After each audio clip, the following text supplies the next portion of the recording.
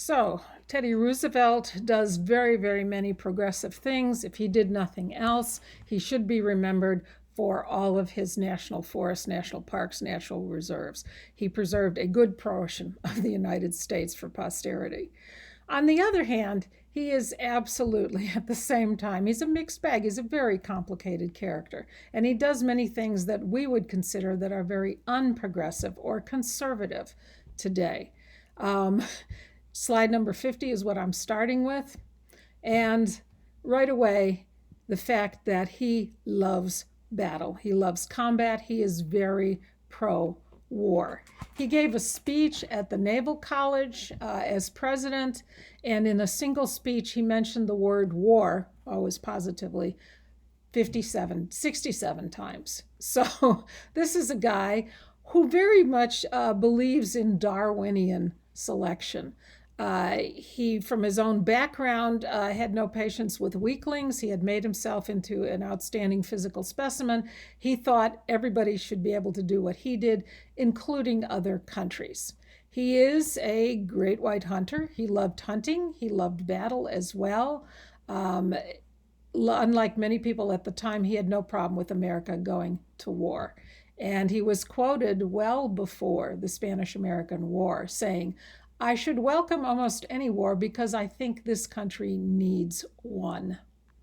It is good for people. Combat is good for people. It is good for nations." We consider that pretty disgusting today. But at the time, remember, Darwin was the rule. World War I comes around after he is president. He's 60 years old when World War I breaks out, and Teddy Roosevelt runs down to the local enlistment department and tries to enlist in the infantry as a foot soldier. They throw him out. "What are you doing here? You're a 60-year-old guy." All four sons of his enlisted, and a daughter also served in the nursing corps. All four were, by all accounts, very good junior officers. Two were badly wounded, and the youngest was killed in World War I. Did they have a choice of enlisting or not? I don't know, but Teddy Roosevelt always blamed himself for the death of his youngest son. His foreign, if you look at that second slide there, underneath that with the dead rhino, slide 51, every time I see that slide, I absolutely cringe. We all do because, of course, rhinos are highly endangered today. You have to remember that at the time, Africa was full of animals. They were not being killed off to the point of extinction. But today, this is not a positive thing. This is not a progressive thing. Preserving things is, killing them not. The first thing he did after his presidency, after he lost in 1912, he took off for Africa. He took one of his sons with him. He spent a year on safari. He was shooting animals for the natural history museums. I knew all about Teddy Roosevelt when I was a little kid in Chicago because our Natural History Museum, all of the specimens, the African animals, were shot by Teddy Roosevelt. And basically, he went to Africa and shot everything in sight. Something like 12 lions and 8 giraffes and a dozen rhinos and hundreds of birds. You're talking into the thousands, different specimens. He did bring the skins back. They were stuffed and put on display, so they weren't a total loss. But when you display things in natural history museums, you usually have family groups. So they were shooting the adults and the babies as well. Babies probably couldn't survive without the adults anyway. So, you just look at that and shake your head with Teddy Roosevelt.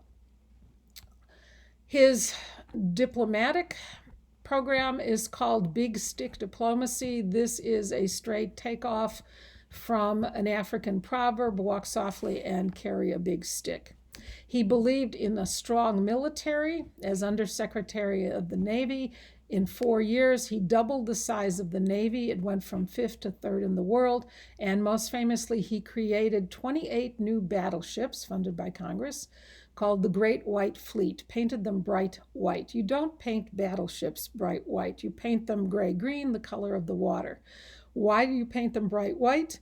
because this is a show of force. He sent these 28 battleships around the world, particularly to Asia and Japan, to show the might of the United States. See, you don't even dare to touch our battleships. I'm quoting Teddy, "We must dread the Japanese more than any other nation." He predicted Pearl Harbor.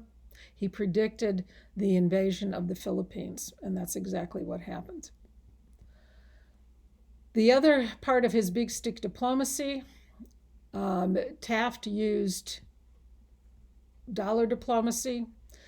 Wilson used moral diplomacy. Teddy makes no bones about big stick diplomacy. You negotiate, but if you don't get what you want, you bring out the big stick. The other part of this is the Roosevelt Corollary to the Monroe Doctrine, which was issued in 1904 by Roosevelt. If you remember the Monroe Doctrine, it said that European nations should not interfere in the Americas, North or South, because this was our area of influence and these nations were becoming independent. Roosevelt adds a footnote to that, and I'm going to read it. "If a nation shows that it knows how to act with decency and efficiency in political and social matters, if it keeps order and pays its obligations, it need fear no interference from the United States. Chronic wrongdoing or impotence to the exercise must leave it open to the exercise of an international police power only in the last resort." So he didn't give up diplomacy. You use that first, but then you bring out the big stick. So in other words, Latin America, if you behave, if you pay your debts to America and to European nations, then you can go on your merry way. Otherwise, we will interfere. Not because you asked us, but because we think that this is necessary. Who decides? The United States, not Latin America.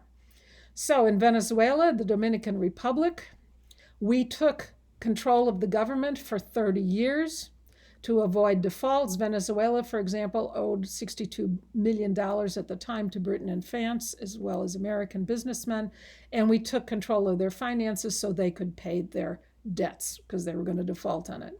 In Haiti, we were there from 1915 to 1934. What do we do best? Americans go into a country, we build the infrastructure, the phone system, the roads, the schools, the clinics, the irrigation system, sanitation systems. But we were there for 20 years, and basically we ran the country. 10 years in Nicaragua as well.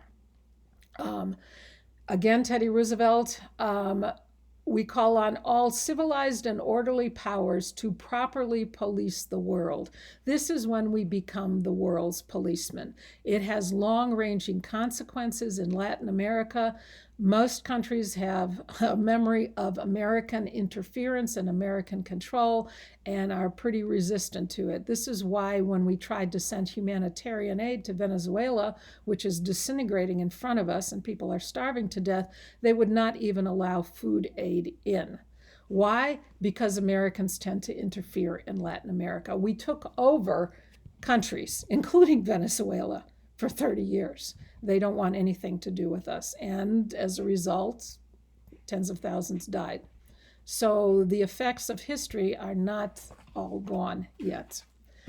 The stunning example of big stick diplomacy, I think, is the Panama Canal. Everybody knew there needed to be a canal across Panama. The French had an engineering project going. For 22 years, they tried to build a canal, and they finally gave up in 1890. Why? They ended up with part of a ditch across Panama. They had problems with malaria, workers dying right and left, their own engineers dying right and left. After about 6,000 deaths, they said, forget it, not worth it. The U.S. clearly wanted a canal. In 1898, it took 64 days for an American battleship to sail from San Francisco to Florida and another 90 days to get to the Pacific.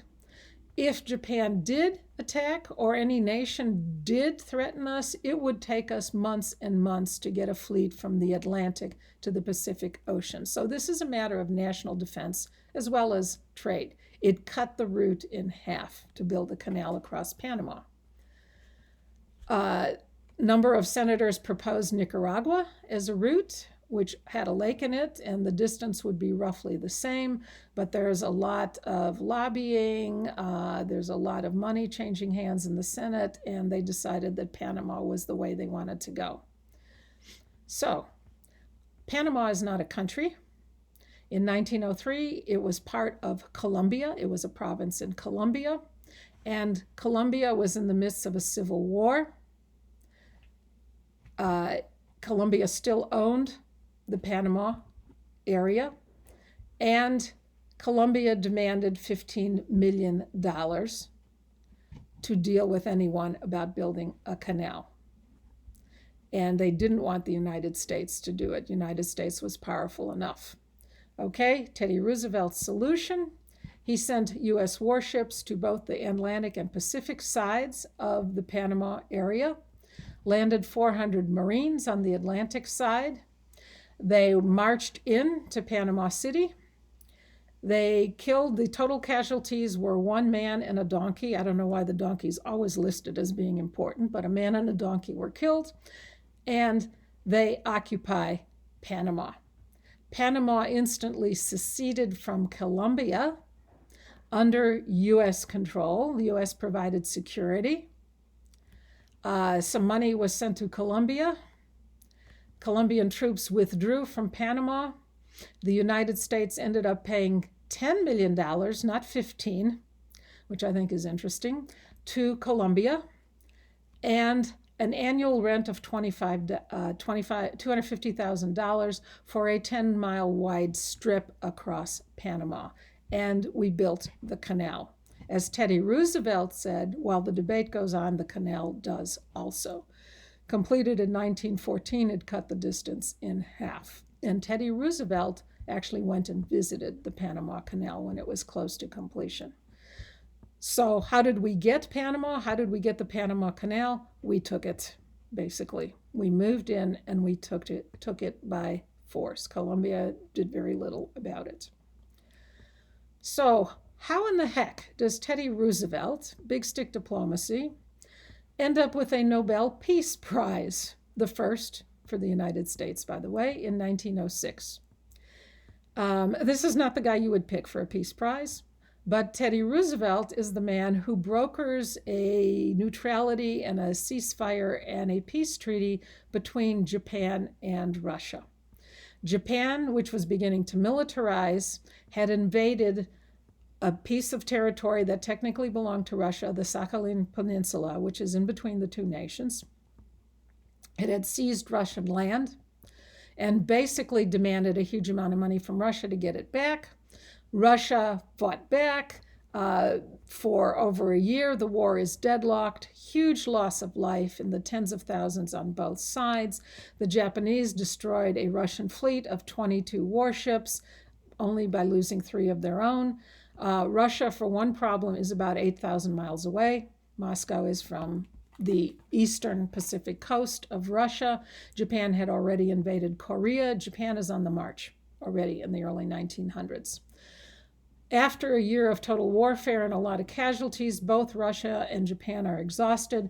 Both wanted to save face. They both would have loved to have stopped the war, but neither one wanted to give in. Teddy Roosevelt, very pragmatically, wants both of them weakened. He wants Japan absolutely weakened, and it wouldn't be bad if Russia was a little weaker, too. He's looking at China because Japan was looking at China. He wants to protect China and China's trade. We need to keep Japan out of China. And it didn't happen long term, but it did temporarily. Okay, again, Teddy Roosevelt, we will have to dread the Japanese more than any other nation. So what does Teddy Roosevelt do? He calls in the negotiator, the ambassador from Japan and the ambassador of Russia. He said, let's come in and talk to me in the White House, and we'll see what we can do about this problem. He didn't tell either of them that he had called the other guy in as well. So they both show up roughly spontaneously, simultaneously at the same time.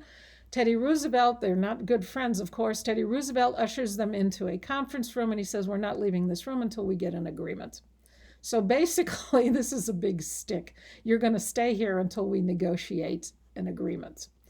And He did, basically. He got them in there in the first place by saying, oh, yeah, the other guy, he's agreed to an agreement. You need to come in and discuss this. He told the same thing to both sides. Neither one had agreed to anything before they got there. He lied to both of them. So the upshot was that Teddy Roosevelt did broker a peace treaty. Russia would, quote unquote, buy half of the Sakhalin Peninsula from Japan for the tune of X millions of dollars. Japan was happy. Russia was happy. They both saved face. They could both walk away with honor. And Teddy Roosevelt walks away with the Nobel Peace Prize in 1906, oddly enough. He donated, because all Nobel Prizes come with a nice chunk of money, he donated his prize money to found a peace institute, ironically enough. So Teddy Roosevelt is not an easy guy. He is the poster boy for the progressives. He also does a lot of very unprogressive, what we would call conservative things. What's the difference between a conservative and a progressive? Progressive, again, change through government action. We want things to change. The best description I have read of a conservative is someone who wants things to change so they stay the same, who is not for changing the system too dramatically. So he does both in many ways. Certainly war is not a progressive measure, and Teddy Roosevelt is a warmonger. There's no way around it. He couldn't wait to enlist in the Spanish-American War, went down and got a custom-made uniform the minute war was declared. So, complicated guy. We will move on into what happens with him in the 1912 election. Take care.